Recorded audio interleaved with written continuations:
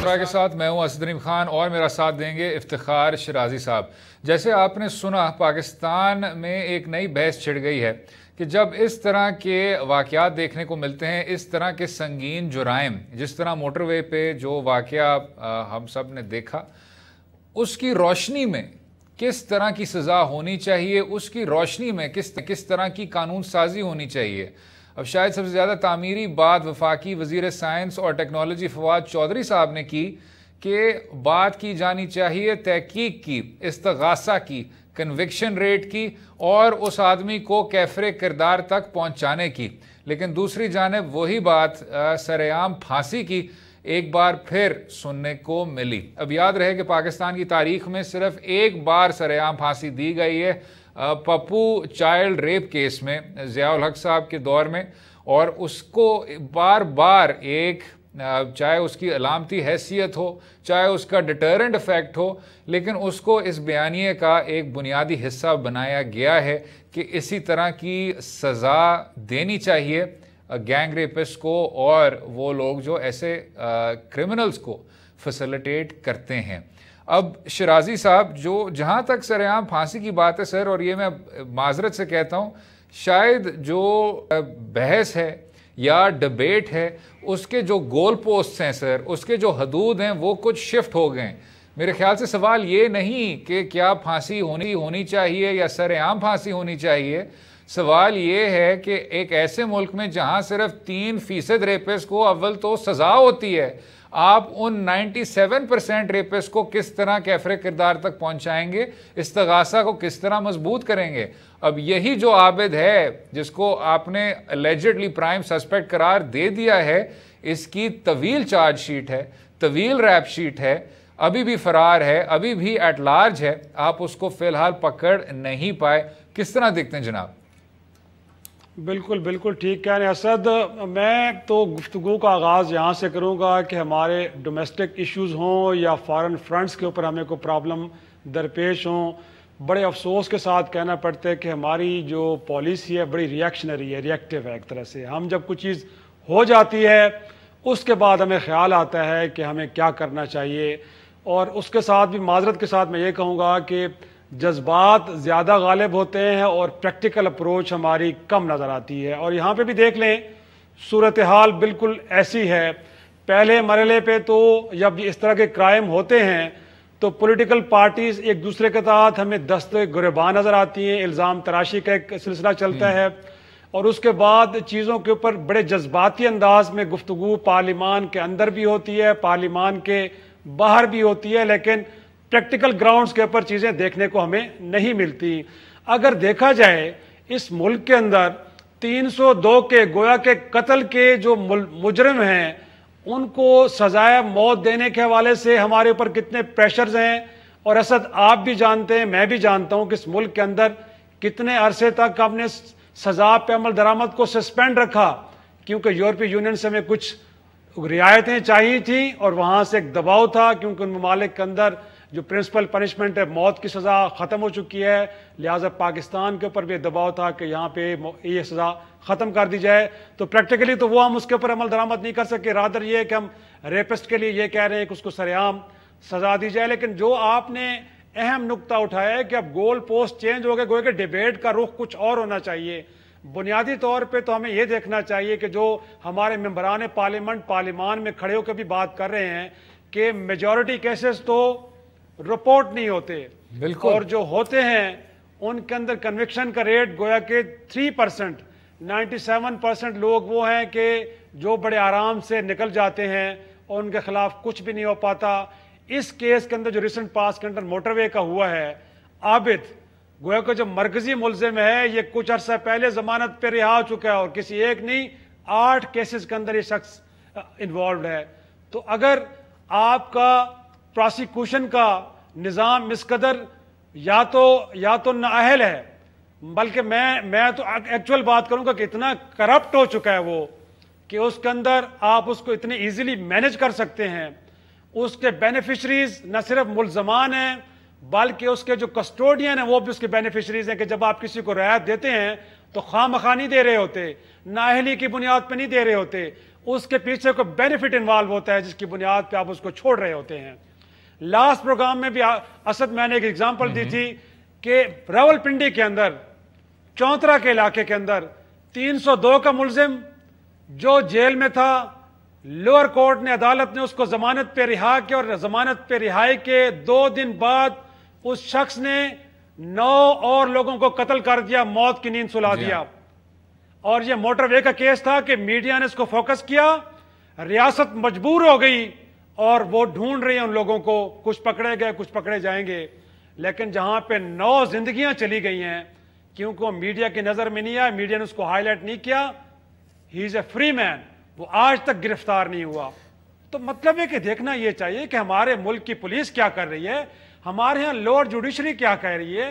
4-6 مہینے پہلے ہم ایک پروگرام میں اسی جوڈیشری کو ڈسکس کر رہے تھے، اور میں نادرہ کے کیس بتاؤں گا، پرسنلی مجھے اس میں جانا پڑا اور میں وہاں جا کے حیران ہوا ہوں اسد کہ کسی نے جائیداد کا بینیفٹ لینے کے لیے کسی لوور کورٹ سے ایک آرڈر لے کے آئے کہ اس کی عمر کے اندر 19 سال کا ڈفرنس تھا، اور لوور جوڈیشری میں کسی جج صاحب نے اس کو یہ کہہ دیا کہ ہاں میں یہ کہتا ہوں کہ تم نادرہ کے پاس جاؤ اور تمہارا جو برتھ کے اندر 19 سال کا ڈفرنس ہے اس کو ٹھیک کر کے تمہارا CNIC نیا بنا کے دے دیا جائے. خدا کا واسطہ ان چیزوں کو کوئی کیوں نہیں دیکھ رہا؟ اصل میں جب تک ان چیزوں کو نہیں دیکھیں گے کوئی قانون لے کے آئیں، چوراہوں میں لٹکائیں، جرائم ختم نہیں ہوں گے. اور اس سے آگے بڑھ کے جناب آپ ایک سوچ کے خلاف بھی جدوجہد کر رہے ہیں، اور مجھے بڑے افسوس سے کہنا ہوتا ہے کہ اگر آپ نے کچھ اپنے فیصلوں کے ذریعے شاید ہمارا رخ درست کر لیا ہوتا تو پاکستان ایک بالکل ہی علیحدہ قسم کا، مختلف قسم کا ملک ہوتا. آپ مجھ سے بہتر جانتے ہیں شرازی صاحب، مختار انمائی کیس میں کیا ہوا تھا. وہ 2000 کی دہائی میں ہونے والا کیس ایک ٹیسٹ کیس بن سکتا تھا، آپ نے اس کو کچھ اور بنا دیا. آپ نے کہا کہ جی اس کے پیچھے NGOs ہیں، اس پہ بین الاقوامی اوپینین ہے، all the way to the eventual Supreme Court decision. اور آپ اس عدالت عظمیٰ کا فیصلہ بھی پڑھیں سر، میں بڑے افسوس سے کہتا ہوں اس میں آپ نے وہ میڈیکل کا جو ایویڈنس تھا اس کو کس طرح کنسٹرو کیا، سماجی جو وجوہات تھے اس کو آپ نے سامنے رکھے، جو اسائلنٹ تھے ان کو آپ نے تمام بینیفٹ آف دا ڈاؤٹ دیا. اور اس سے آگے بڑھ کر بھی سر جو آپ کے ایک پورا ایک بیانیہ بنا ہوا تھا ڈیفینس کا، اس کو آپ نے کس طرح سیپریٹ کر کے ان کو بینیفٹ آف دا ڈاؤٹ دے کے تمام لوگوں کو باعزت بری کیا سوائے ایک کے. اس کیس سے سر فرق پڑ سکتا تھا. لیکن اب اس سے آگے بڑھ کے اگر ہم کچھ جوڈیشل اصول پہ بھی آئیں، بات یہ ہے شرازی صاحب کہ زینب کیس میں بھی وہی غم و غصے کا لہر ہم نے دیکھا، اس میں بھی عدالت عظمیٰ کے ذریعے اس آدمی کو پھانسی کی سزا ہوئی، عمران علی کو پھانسی لگ گئی. لیکن اس کے باوجود آپ نے دیکھا یہ کیسز فی الحال آپ کو دیکھنے کو ملتے ہیں، کیونکہ سیویرٹی آف کرائم جتنی بھی ہو، بات سرٹنٹی آف کرائم کی ہوتی ہے، سرٹنٹی آف پنشمنٹ کی ہوتی ہے. سو آپ جب تک اس سزا کو اکراس دا بورڈ اس طرح اپلائی نہیں کریں گے، جب تک آپ اپنی انویسٹیگیشن کو بہتر نہیں کریں گے، جب تک استغاثہ اور پولیس سر جوڑ کے اس مسئلے کو ٹیکل نہیں کرے گی، تو یہی آپ کو سچویشن نظر آئے گی سر. اور مجھے جو بات تھوڑی سی بہتر لگی ہے اس بار وہ یہ ہے کہ مذمت اکراس دا بورڈ رہی ہے. اس بار صدر پاکستان نے یہ نہیں کہا کہ یہ سب کچھ ہوتا ہے کینیڈین ویزاز کی وجہ سے، کسی اور نے نہیں کہا یہ بیرونی سازش کی وجہ سے، کسی اور نے یہ نہیں کہا کہ شاید وہ اس ایک CCPO کے علاوہ، اور خیر اس کی جتنی مذمت ہونی چاہیے میں تو کہتا ہوں کہ اس آدمی کو ابھی بھی مستعفی ہو جانا چاہیے اتنی غیر ذمہ دار بیان کے بعد. اس کے علاوہ the narrative has been straight forward. تو اس کو آگے لے کے چلتے ہوئے بات کریں گے اس پر قانون سازی کے حوالے سے اور پروسیجرل کوتاہیوں کے حوالے سے اس کو درست کس طرح کیا جا سکتا ہے. اگلے سیگمنٹ تک رہیے گا ہمارے ساتھ.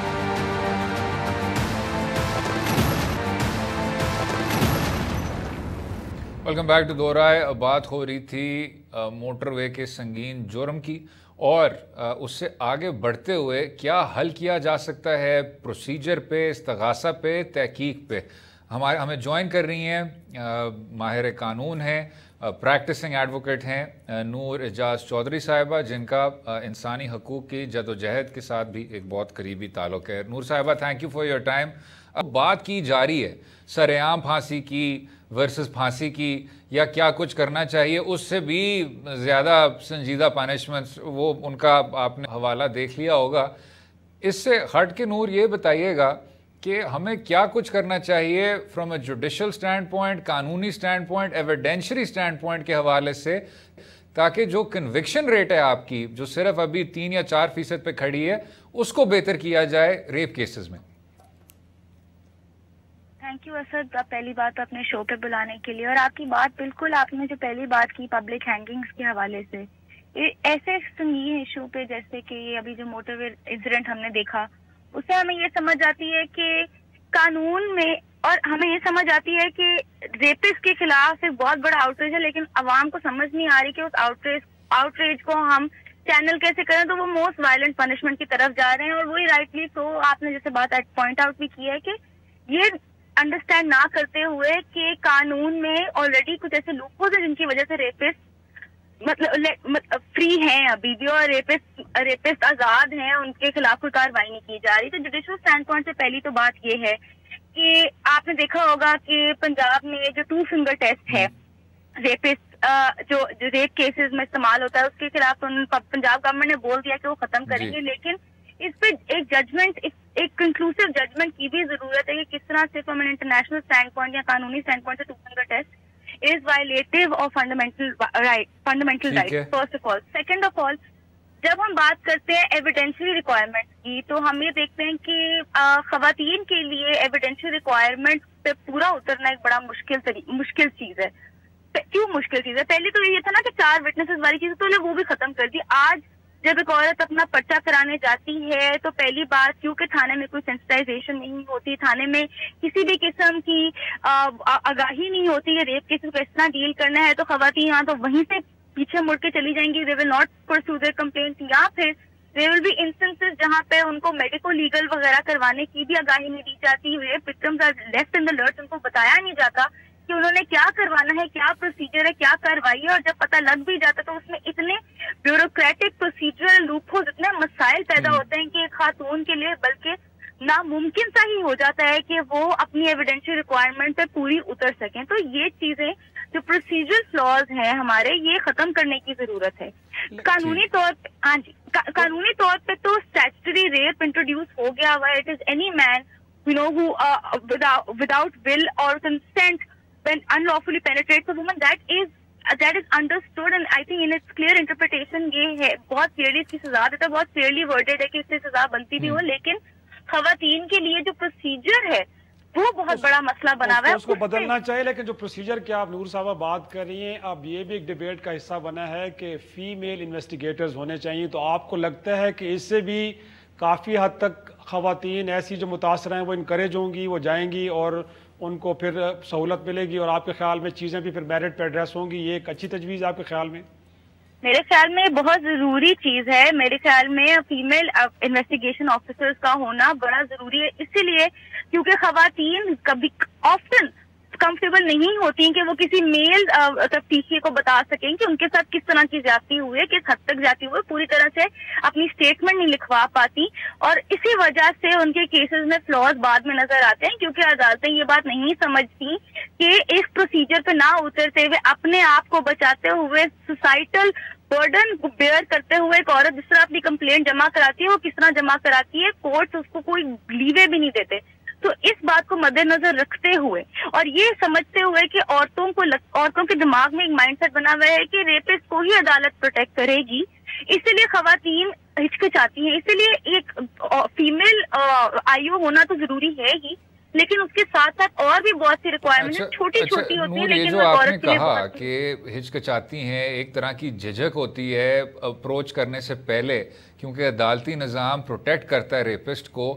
جو بات کی جا رہی ہے ضمانت کے بارے میں، یا جو بات کی جا رہی ہے سمجھوتے کے بارے میں، کمپرومائز کے بارے میں، آپ کے قریب کیا اس طرح ہونا چاہیے؟ کنسیڈرنگ پینل کوڈ میں بھی واضح ہے، ہمارے کیس لا میں بھی واضح ہے کہ اس طرح کے کیسز میں کمپرومائز کی کوئی گنجائش نہیں ہے، تو اس کے باوجود یہ کیوں کچھ ہو رہا ہے؟ کمپرومائز جیسے آپ کو پتہ ہی ہے، قصاص سندیت آرڈیننس ایک ہمارے سر پہ ایک ایسی ایک چیز ہے نازل ہو چکی ہوئی ہے جس سے اسکیپ پاسبل نہیں ہے۔ وہاں پہ پارٹیز اگر کر بھی لیتی ہیں سمجھوتا، تو میرا ماننا تو یہ ہے کہ یہ ہوگا کیونکہ سوسائٹل پریشر بھی اس حد تک ہے. ہمارے سی سی پی او صاحب نے بھی ایک ایسی بات کر ڈالی جس کے بعد کسی بھی عورت جو بھی جاتی کا نشانہ بنے گی وہ کس طرح آئے گی کسی بھی نظام میں آگے, کس طرح آئے گی کسی سوسائٹی میں آگے, یہ جانتے ہوئے کہ سسٹم نے تو پہلے ہی ہاتھ اٹھا لیے کہ جی ہم تو آ کے آپ کی مدد نہیں کر سکتے, تو ریپ مت ہوں, بس ہمارے لیے یہ کرے, ریپ مت ہوں. تو اس طرح تو کوئی بھی عورت آنے کو ریڈی نہیں ہوگی نا. تو بات یہ ہے کہ جب ایسا ہو اور جہاں پہ عورت سیٹلمنٹ کرنے کی طرف جائے تو لیگل پروویژن تو یہ بھی فرماتی ہیں, مینڈیٹ کرتی ہیں کہ اسٹیٹ آگے کیس کمپلینٹ کو لے کے جا سکتا ہے. بالکل. The state can be a crime against the state and that is essentially what the state needs to enforce properly. یہ اگر اس کو پراپرلی انفورس نہیں کرے گا ریاستی نظام. نور صاحب وقت کیونکہ ختم ہو رہا ہے تو ہم چاہیں گے لاسٹلی کہ معاشرتی رویوں کا کتنا عمل دخل ہے, گویا کہ لوگوں کے رویوں کو ایڈریس کرنے کے حوالے سے بھی کوئی کمپین ہونی چاہیے. دیکھیے لوگوں کو ایڈریس کرنے کے حوالے سے مجھے لگتا ہے کہ جس طرح 10 سال پہلے جو سماجی جو ایک سیٹنگ تھی اس میں تو آپ ریپ کی بات بھی نہیں کر سکتے تھے, زیادتی ہوئی ہے تو کوئی بات نہیں کرنی, چپ کر کے دبا لیں. میری نظر میں تو بلکہ اب سوسائٹی اس بارے میں کیونکہ بات کرنا شروع کر رہی ہے زیادتی کے بارے میں, اور میں نے ایک ٹرینڈ دیکھا ہے جس طرح سے پروٹیسٹ ہوئی ہیں کہ لوگ مان رہے ہیں کہ بھائی جس بھی سرکمسٹانس میں ہو ریپ غلط ہے, چھوٹی بچوں کا ریپ ہو رہا ہے غلط ہے, پبلکلی ہینگ دا ریپسٹ کا نعرہ چل رہا ہے بے شک غلط, لیکن اس بات کی عکاسی کرتا ہے کہ خواتین کے لوگ مان رہے ہیں کہ زیادتی غلط ہے, اس کے بارے میں اوپنلی بات کرنی چاہیے. ٹی سی پی او کے ایٹیٹیوڈ کی جب بات کرتے ہیں اس طرح کے ایٹیٹیوڈ اور خیالات کو تو چیلنج کیا جا رہا ہے, کرتے جا رہے ہیں, اور بہت ہی بڑے زیادہ کرٹیسزم سے ان کی باتوں کو سنا گیا ہے اور ان کی باتوں کو رسپونڈ بھی کیا گیا ہے. تو میرا ماننا یہ کہ سوسائٹل ایٹیٹیوڈ چینج کر رہے ہیں, لیکن ضرورت یہ ہے کہ ریاست میں سے یہ ایٹیٹیوڈ چینج کیے جائیں, اور یہ اسی طرح کیے جائیں گے جب سول سوسائٹی ایکٹرز جب سارے انڈیویجولز مل کے ریاستی نظام میں جو بھی اس طرح کی بات کرے اس کو چیلنج کرے, پبلکلی چیلنج کرے, ایگزیکٹو فورمز پہ چیلنج کرے, لیگلی چیلنج کرے, جس بھی طرح سے پاسبل ہے اس کو چیلنج کرے تاکہ یہ ناسور ہمارے سسٹم سے مطابق آیا جائے. ایڈوکیٹ نور اعجاز چودھری صاحبہ بہت بہت شکریہ شامل ہونے کا, ہمیں اپنا وقت دینے کا, اینڈ ایز آلویز بہت زیادہ چیزیں ہمارے لیے کلیریفائی کرنے کا. اس کے بعد بات کریں گے جو حکومت وقت انتہائی اہم قرار دے رہی ہے فیٹف کی قانون سازی کو, لیکن اس میں بھی ایک تناؤ نمایاں ہو رہا ہے حزب اختلاف کی طرف سے. بہت زیادہ رکن قومی اسمبلی جن کا اپوزیشن سے تعلق تھا آخر کار پہنچ نہیں پائے اسمبلی تک اور اپنا ووٹ بھی ریکارڈ کر نہ پائے. کیا وہی سینٹ کی لہر دیکھنے کو مل رہی ہے, اور یہ قانون سازی بھی کتنی زیادہ اہم تھی؟ اسٹے ود اس.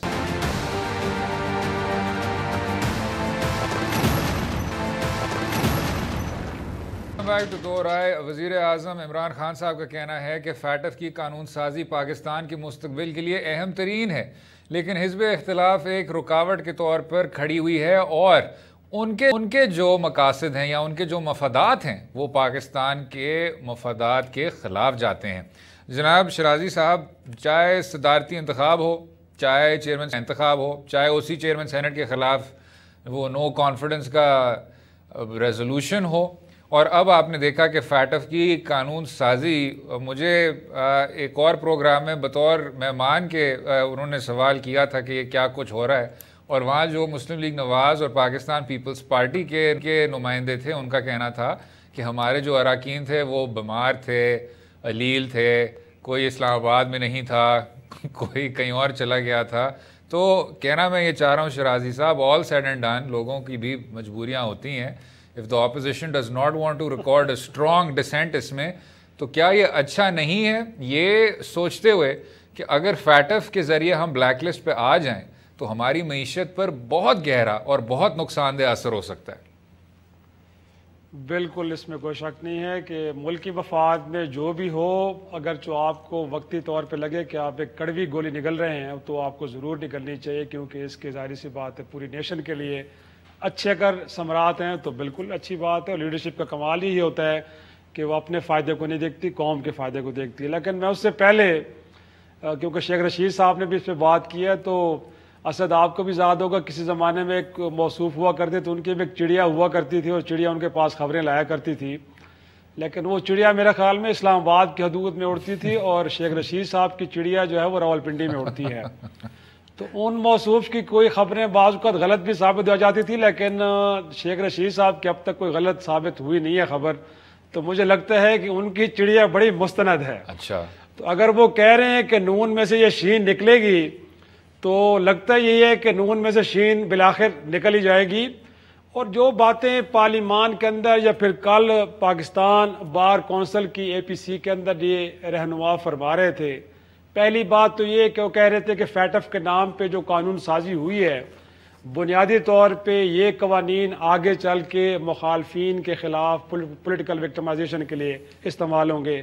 اور بھائی میرے، آپ خود فرماتے ہیں کہ جو نیب کا ادارہ ہے کسی زمانے میں جنرل مشرف نے آپ کو تحفے میں دیا، پھر 2000 ایک طرح سے 8 سے لے کے 13 تک، اور اس کے بعد 13 سے لے کے 18 تک 10 سال آپ اقتدار میں رہے، مسلم لیگ نون بھی، پیپلز پارٹی بھی، اور آپ کو یہ بڑی اچھی طرح پتہ تھا کہ یہ ادارہ کیوں بنایا گیا، لیکن آپ نے ختم نہیں کیا. مختصراً شرازی صاحب، آپ کو میں انٹرپٹ کر رہا ہوں. جب آپ کہتے ہیں کہ وہ فرما رہے ہیں کہ نون لیگ سے شین نکل جائے گا، تو میرے خیال سے آپ کا اشارہ شاید خاقان عباسی صاحب کی طرف ہے کہ شاید خاقان عباسی صاحب کو شاید قیادت نہیں نصیب ہوگی. کیا یہی کہنا چاہ رہے ہیں؟ مجھے تو ایسا ہی لگ رہا ہے. شین سے شاید بھائی خاقان عباسی ہوں، خواجہ آصف ہوں، یا کسی زمانے میں اپنا وہ جاوید ہاشمی صاحب ہو، ان کو تو ہمیشہ بحرانی کیفیت میں قیادت نصیب ہوگی، اس سے ہٹ کے نہیں ہو سکتی. گویا کہ اگر جو مین اسٹریم اور بالخصوص میں کہوں گا کہ شریف خاندان اگر ملک سے باہر ہوگا تو پھر قیادت نصیب ہو سکتی ہے، اس کے علاوہ نہیں ہو سکتی. تو یہاں پہ تو صورتحال یہ ہے کہ مریم نواز صاحبہ بھی بیٹھی ہوئی ہیں، شہباز شریف صاحب بھی ہیں، تو میں نہیں سمجھتا کہ ان کے ہوتے ہوئے خاقان عباسی صاحب کو قیادت نصیب ہوگی، وہ نہیں ہو سکتا. لیکن کل بھی جو میں بات کر رہا تھا کہ اے پی سی کے اندر مولانا فضل الرحمان صاحب، بلاول بھٹو زرداری کچھ اور گفتگو کر رہے تھے اور شہباز شریف صاحب کچھ اور گفتگو کر رہے تھے. گویا کہ وہ گفتگو نہیں کر رہے تھے جس سے کسی ادارے کی ناراضگی وہ لینے کا کوئی احتمال تھا. تو میں شیخ رشید صاحب کے ساتھ جا رہا ہوں کہ جو فرما رہے ہیں بار بار کہ شہباز شریف صاحب ایک اچھے بچے ہیں اور ان کو پتہ ہے کہ ان کی حدود و قیود کیا ہیں، انہوں نے کیا گفتگو کرنی ہے. تو وہ بیانیاں لے کے نہیں چلنا چاہتے جو نواز شریف لے کے چل رہے ہیں، مریم نواز صاحبہ لے کے چل رہی ہیں، یا نون لیگ کے اندر کچھ اور لے کے چلنا چاہتے ہیں. وہ تو ہو گیا. وہ ایک ہے جو لوگ کہہ رہے ہیں ایک نظریاتی ایسپیکٹ ہے اور ایک نان نظریاتی ایسپیکٹ ہے. وہ اپنی جگہ جناب. کیا بہتر نہ ہوتا اگر شیخ رشید صاحب اور مسلم لیگ نواز کے سینئر لیڈران کے بیانات سے جو گفتگو ہے وہ اب تھوڑی سی بہتر ہونا شروع ہو جائے. اب فیٹف کی قانون سازی آپ کے سامنے ہے. عمران خان صاحب نے کہا کہ انہوں نے تو جوڑ دیا نیب کی ترامیم کے ساتھ. سر بہتر نہ ہو اگر حزب اختلاف کے ذریعے آپ ایک شیڈو گورنمنٹ نامنیٹ کریں، وہی لوگ جو فیلڈ میں ایکسپرٹس ہوں یا جنہوں نے اس سے پہلے وہ وزارت یا وہ پورٹ فولیو سنبھالی ہوئی ہو، وہ آپ کو بتائیں کہ جی متبادل یہ ہے، پالیسی کے حوالے سے متبادل یہ ہے، اگر حکومت یہ کچھ کہہ رہی ہے ہمارا آلٹرنیٹو یہ ہے. اور اس میں سر حکومت بھی I am very sorry to سے ان کا بھی جو اپنا اس میں کردار رہا ہے. وزیر اعظم عمران خان صاحب نے عہدہ سنبھالتے ہوئے کہا تھا کہ پرائم منسٹرز کویسچنز ہوں گے. آپ نے دیکھا ویسٹ منسٹر میں پرانا ایک وہ پارلیمانی ایک وہ روایت ہے کہ پرائم منسٹرز کویسچنز میں حزب اختلاف کے جو لوگ ہیں وہ آپ آنکھ میں آنکھ ڈال کے آپ سے سنجیدہ سوالات کرتے ہیں، وہ چپتے ہیں، آپ کو پھر بھی کیونکہ جمہوریت کا یہی حسن ہے ان کا جواب دینا پڑتا ہے. لیکن پی ایم کیوز یا پرائم منسٹرز کویسچنز کو انسٹیٹیوٹ نہیں کیا گیا. دوسری جانب کوئی شیڈو گورنمنٹ آپ کو دیکھنے کو نہیں ملتی، نہ تو شیڈو بجٹ آتی ہے، نہ شیڈو پالیسی، نہ شیڈو لیجسلیشن. تو جو پرائیویٹ ممبر بل پہ شاید ڈسکشن ہو جائے یا اگر کوئی بیک بینچر ڈر کے کوئی بات تھوڑی سی خلاف کر لے تو پھر کوئی نہ کوئی پارلیمنٹری ڈسکشن ہوتی ہے. ورنہ آپ نے جس طرح دیکھا پارٹی ہیڈز ڈیسائیڈ کرتے ہیں، پارٹی ہیڈز ٹیبل کرتے ہیں اور پارٹی ہیڈز ہی ڈکٹیٹ کرتے ہیں کہ پارلیمانی پروسیس کس طرح ہونی چاہیے. شرازی صاحب، is it a time for more now? Definitely بالکل. لیکن اگین بالکل اسی طرح یہ ہے کہ اس طرح کے جمہوری رویے جب تک آپ اختیار نہیں کریں گے تو آپ پبلک انٹرسٹ کے اندر قانون سازی نہیں کر پائیں گے. اور دوسرا یہ ہے کہ پارلیمان کے ممبران کے اندر وہ جو اونرشپ لیول ہے وہ تبھی آتا ہے کہ جب آپ ان کو بہتر انداز میں انگیج کرتے ہیں اور ان کا بیسٹ وے میں آپ ان پٹ لیتے ہیں. لیکن جیسے آپ کہہ رہے ہیں کہ اگر پارٹی ہیڈز نے چیزوں کو ڈیسائیڈ کرنا ہے اور اس کے بعد پھر آپ کو کنوے کر دیا جائے کہ کل آپ نے جا کے اس بل کو ووٹ کرنا ہے. اور میں آپ کو دعوے سے کہتا ہوں کہ 80% ممبران ہیں تو وہ بل سرے سے پڑھا ہی نہیں ہوتا کہ اس کے اندر اس کے مدرجات ہیں کیا. اور یہی وجہ ہے. اور جہاں پہ آپ کہہ رہے ہیں کہ بالکل جو اپوزیشن کا پارلیمانی ڈیموکریسی کے اندر کردار ہے وہ شیڈو گورنمنٹ کا ہے. ہم کئی بار یہ بات کر چکے ہیں کہ اگر آپ حکومت وقت کے بجٹ کو ریجیکٹ کر رہے ہیں تو آپ کو ایک بڑا ایگزامپلری پبلک انٹرسٹ کے اندر ایک بجٹ بنا کے پیش بھی کرنا پڑے گا اور لاجک کے ساتھ سمجھانا پڑے گا کہ جو ہم کہہ رہے ہیں یہی نیشن کے انٹرسٹ میں ہے, یہی کنٹری کے انٹرسٹ میں ہے, اور جو آپ نے کیا ہے شاید جہاں آپ نے کہیں سے ڈائریکشن لی ہے یا ڈکٹیشن لی ہے یا جو کچھ بھی آپ کر رہے ہیں پبلک انٹرسٹ میں نہیں ہے, تو وہ چیزیں ہمیں نظر نہیں آتی. یہاں پہ ہم ضرور کہہ سکتے ہیں کہ فیٹف کو لے کے جب قانون سازی ہو رہی تھی تو کچھ چیزیں ایسی اپوزیشن کی طرف سے دیکھنے کو ضرور ملی ہیں, اور وہ بھی پرائمریلی میں سمجھتا ہوں کہ پیپلز پارٹی انہیں اس پہ کوئی زیادہ بہتر انداز میں ورک کیا تھا, انہوں نے چیزوں کو ہائی لائٹ کیا. لیکن ان کے جو خدشات ہیں اگین وہ انڈیویجول سینٹرک ہیں, گویا کہ نیشن کے اندر وہ کلیم یہ ہے کہ شاید کل کوئی ہمارے خلاف استعمال ہوں گے, اس میں ہمیں پبلک ویلفیئر یا پبلک انٹرسٹ کی نظر نہیں آ رہا. قیادت کے گرد ہی آپ کو نظر آتے ہیں وہ پالیسی پوائنٹس. اب اس پر وقفہ لیں گے اور وقفے کے بعد یہی سیاسی تجزیہ جاری رہے گا. کالم نگار زیغم خان صاحب ہمیں جوائن کر رہے ہوں گے. اسٹے ود اس.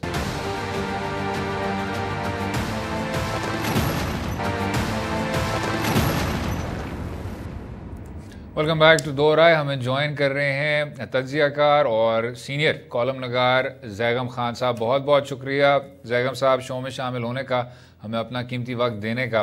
یہی بات ہو رہی تھی جناب فیٹف کی قانون سازی کے حوالے سے, اور کیونکہ ہم نے زیادہ وقت اس پر نہیں گزارا تو سوچا آپ سے سوال کریں.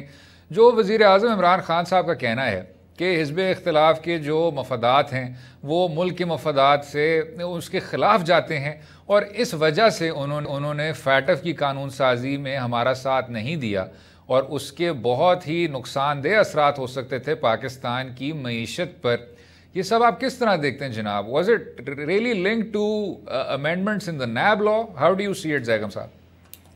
دیکھیے میرے خیال میں یہ بہت ہی افسوسناک نیریٹو ہے جس میں وزیر اعظم اسینشلی یہ کہہ رہے ہیں کہ اپوزیشن غداری کے مرتکب ہو رہی ہے, ملک دشمنی کی مرتکب ہو رہی ہے, اور پاکستان کے سر پہ جو فیٹف کی تلوار لٹک رہی ہے اس کو وہ پاکستان کے اوپر گرانا چاہتی ہے. کیونکہ ہمیں معلوم ہے, ہم سب اس سے اتفاق کرتے ہیں کہ فیٹف میں پاکستان کا گرے لسٹ میں لمبے عرصے رہنا پاکستان کے لیے معیشت کے لیے اچھا نہیں ہے. اگرچہ پاکستان کا بلیک لسٹ میں جانے کا تو کوئی امکان نہیں ہے, لیکن ہمارا مفاد اسی میں ہے کہ ہم جلد سے جلد گرے لسٹ سے نکلیں اور آزادی پائیں تاکہ پاکستان میں معاشی طور پر سرمایہ کاری کا ایک سازگار ماحول بنے.